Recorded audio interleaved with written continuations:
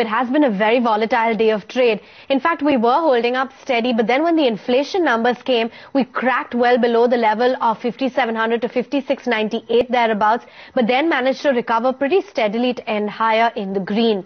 For the broader markets too, you'd have to say that that kind of momentum was fairly intact. The kind of bloodbath that was witnessed by the frontline indices was really not evident for the broader markets, so the mid and the small cap indices intact. In terms of sectoral indices, well, you had the auto basket, the oil and gas space, which was very active on the upside, and on the downside was capital goods as well as IT.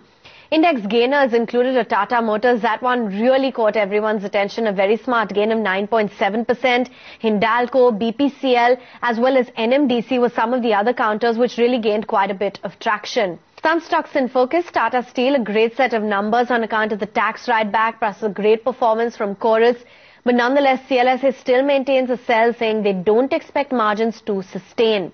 Strides Arcolab was in focus as the Parliament Standing Committee recommended a blanket ban on FDI in the brownfield pharma projects. Voltas from Capital Goods saw a downtick as the results were below estimates. You also had the net profit, which came in lower by 48%. Margins contracted, and Credit Suisse maintained an underperform with a target price of 76. BPCL put out a good set of numbers which beat street estimates. A turnaround, you'd have to say, of 150 crores versus a loss. The GRMs came in higher and the marketing volumes went up, also aiding the margin growth.